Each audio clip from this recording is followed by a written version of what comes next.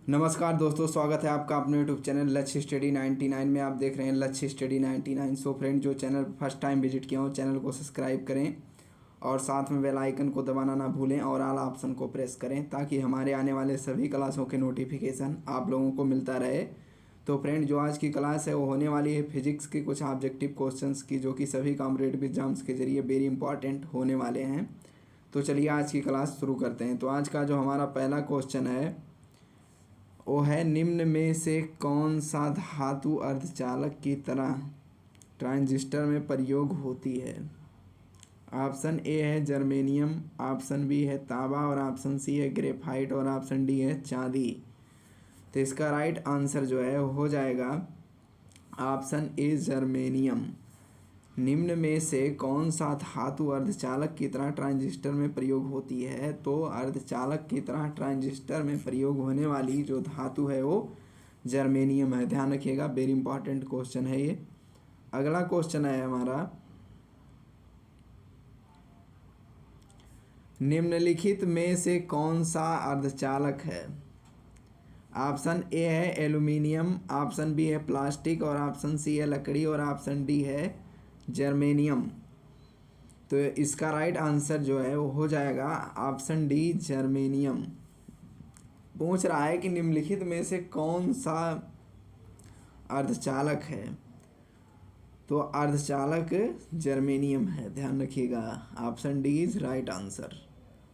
अगला क्वेश्चन है हमारा,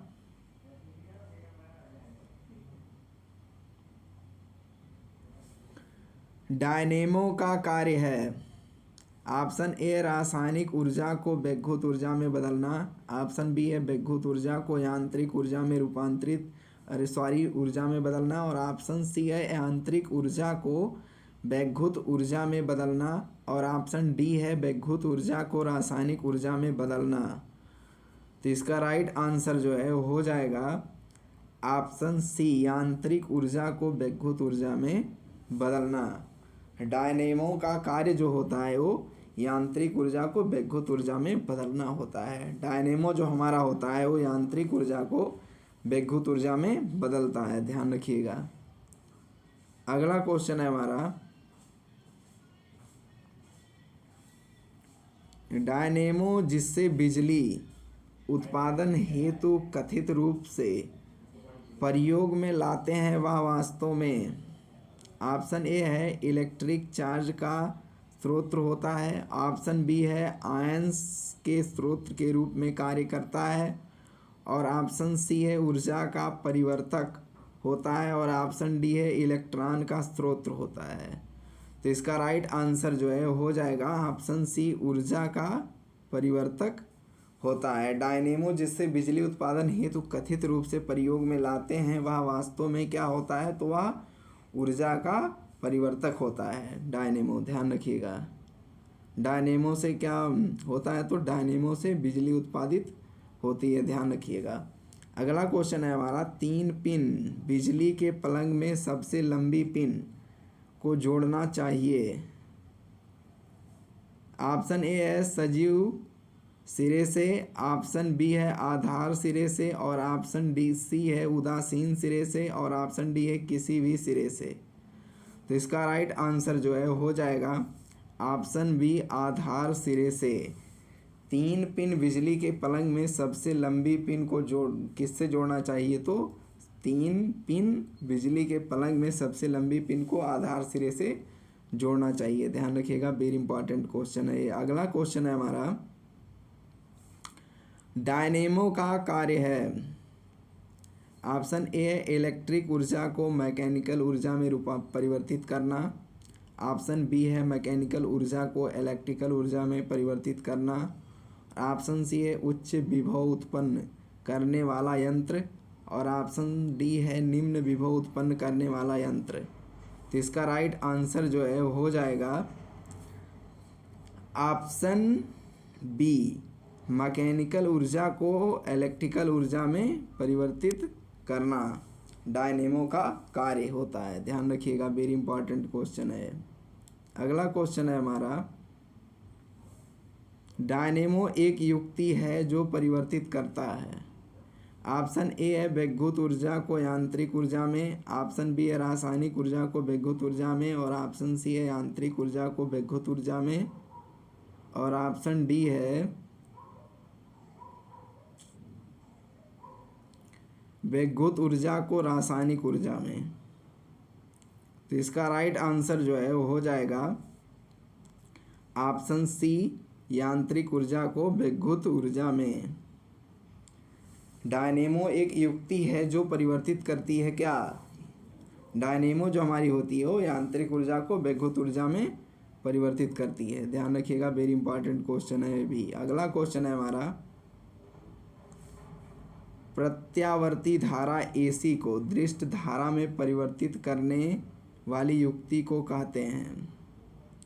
ऑप्शन ए है रेक्टिफायर, ऑप्शन बी है इन्वर्टर, और ऑप्शन सी है ट्रांसफार्मर, और ऑप्शन डी है ट्रांसमीटर।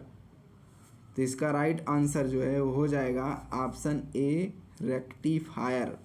प्रत्यावर्ती धारा एसी को दृष्ट धारा में परिवर्तित करने वाली युक्ति को क्या कहते हैं? तो उसको रेक्टिफायर कहते हैं। प्रत्यावर्ती धारा एसी को दृष्ट धारा में परिवर्तित करने के लिए हम रेक्टिफायर का उपयोग करते हैं। ध्यान रखिएगा, ये वेरी इंपॉर्टेंट क्वेश्चन है। अगला क्वेश्चन है हमारा,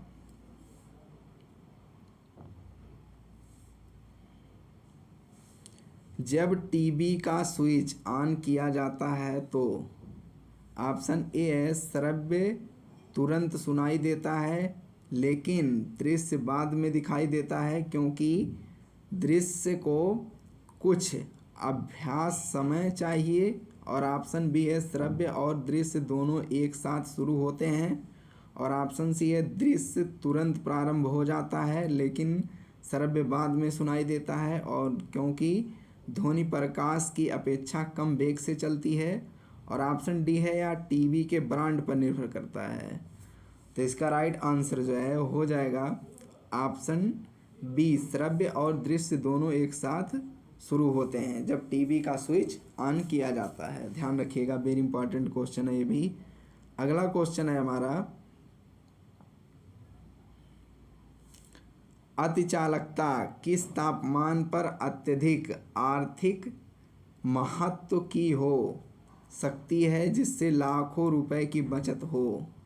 ऑप्शन ए है उस तापमान पर जिस पर अर्धचालक होता है, और ऑप्शन बी है अत्यंत कम तापमान पर, और ऑप्शन सी है सामान्य तापमान पर, और ऑप्शन डी है अत्यधिक ऊंचे तापमान पर।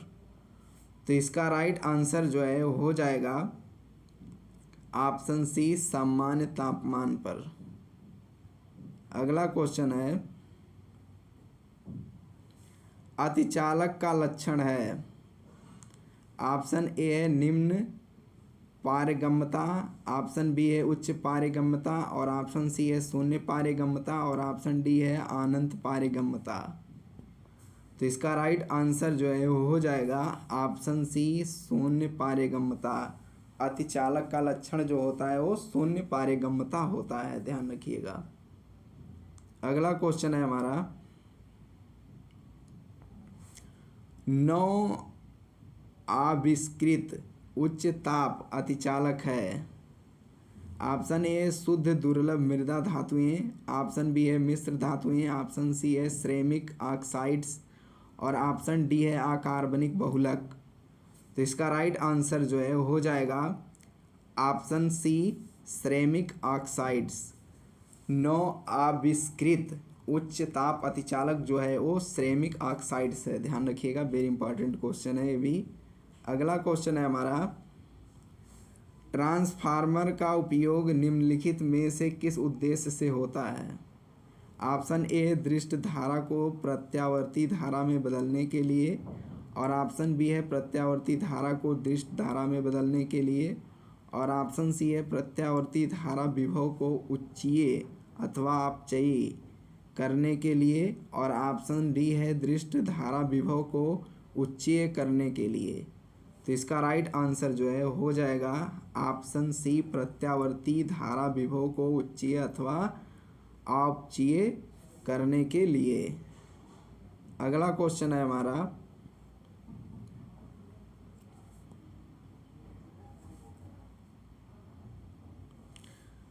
ट्रांसफार्मर प्रयुक्त होते हैं? ऑप्शन ए है डीसी को एसी में बदलने के लिए, और ऑप्शन बी है एसी को डीसी में बदलने के लिए, और ऑप्शन सी है डीसी वोल्टेज के उपचयन करने के लिए, और ऑप्शन डी है एसी वोल्टेज का उपचयन या अपचयन करने के लिए।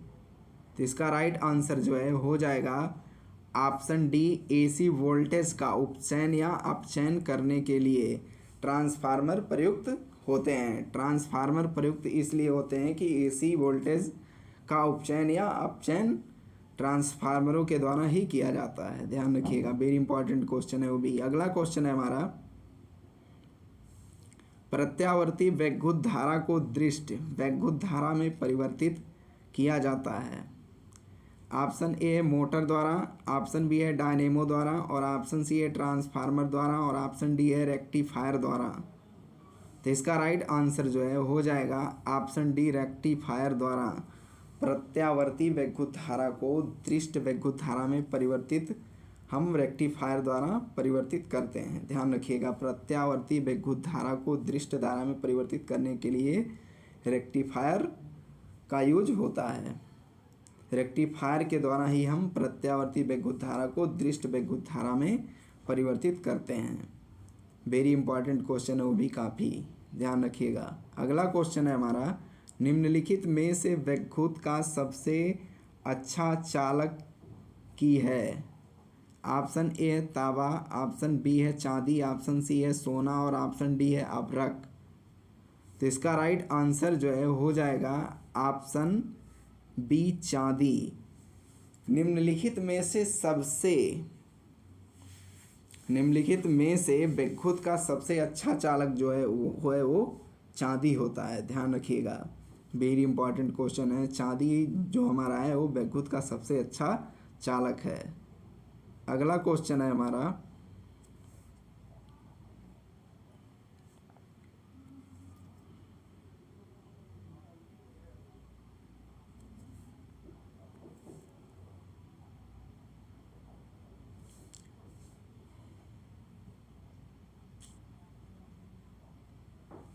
निम्नलिखित में से वैद्युत का सबसे अच्छा चालक की कौन सा है? ऑप्शन ए है तांबा, और ऑप्शन बी है एल्युमिनियम, और ऑप्शन सी है चांदी, और ऑप्शन डी है सोना। तो इसका राइट आंसर जो है हो जाएगा ऑप्शन सी, चांदी। अगला क्वेश्चन है हमारा,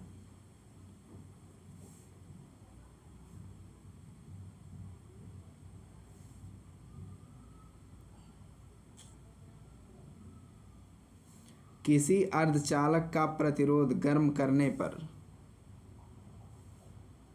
ऑप्शन ए घटता है, ऑप्शन बी है स्थिर रहता है, ऑप्शन सी है बढ़ता है, और ऑप्शन डी है उपयुक्त में से कोई नहीं। तो इसका राइट आंसर जो है हो जाएगा ऑप्शन ए, घटता है। किसी अर्धचालक का प्रतिरोध गर्म करने पर घटता है। ध्यान रखिएगा, वेरी इंपॉर्टेंट क्वेश्चन है ये भी। अगला क्वेश्चन है हमारा, निम्नलिखित द्रव में कौन सा ऊष्मा का बहुत अच्छा चालक है? ऑप्शन ए पानी, ऑप्शन बी है पारा, ऑप्शन सी है ईथर, और ऑप्शन डी है बेंजीन। तो इसका राइट आंसर जो है हो जाएगा ऑप्शन बी, पारा। निम्नलिखित द्रव में कौन सा ऊष्मा का बहुत अच्छा चालक है? तो ऊष्मा का जो बहुत अच्छा चालक होता है वो पारा होता है। ध्यान रखिएगा, वेरी इंपॉर्टेंट क्वेश्चन है ये। अगला क्वेश्चन है हमारा,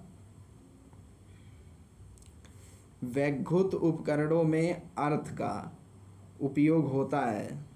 ऑप्शन ए है क्योंकि उपकरण 3 फेज में काम करते हैं, और ऑप्शन बी है खर्च को कम करने के लिए, और ऑप्शन सी है सुरक्षा के लिए, और ऑप्शन डी है फ्यूज के रूप में।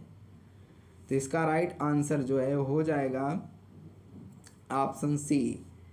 पूछ रहा है कि वैद्युत उपकरणों में अर्थ का उपयोग हम किस लिए करते हैं? तो सुरक्षा के लिए हम वैद्युत उपकरणों में अर्थ का उपयोग करते हैं। ध्यान रखिएगा, तो इसका राइट आंसर हो जाएगा ऑप्शन सी, सुरक्षा के लिए।